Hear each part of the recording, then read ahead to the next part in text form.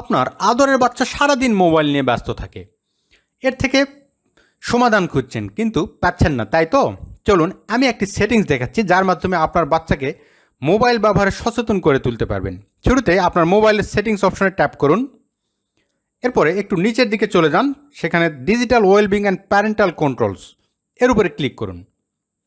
করার পরে এরকম একটি উইন্ডো আপনি দেখতে পাবেন। এখানে অ্যাপ টাইমার নামে যে অপশন তার উপরে ক্লিক করে দিন। দেওয়ার পরে আপনার মোবাইলে যতগুলো অ্যাপ বা গেমস ইনস্টল করা আছে সবগুলো এখান থেকে দেখতে পাবেন। আপনার বাচ্চা যে গেমগুলো বেশি খেলে, অর্থাৎ যে অ্যাপগুলোর পিছনে বেশি সময় ব্যয় করে, সেগুলো এখান থেকে আপনি সিলেক্ট করে দিন। করার পরে সেট টাইমার নামে যে অপশন এটির উপর ক্লিক করুন। আপনি এখান থেকে 1 ঘন্টা বা 2 ঘন্টা নির্দিষ্ট সময় এখানে সেট করে ডান বাটনে ক্লিক করুন। ব্যাস, আপনার কাজ শেষ। এখন হতে এই নির্ধারিত সময়ের বেশি কোনো অ্যাপস আর ইউজ সে করতে পারবে না, অর্থাৎ সময় শেষ, অটো ব্লক হয়ে যাবে। এভাবে আপনি আপনার বাচ্চাকে ব্যালেন্স শেখাতে পারবেন বিনা ঝামেলায়। Smartphone, smart parenting.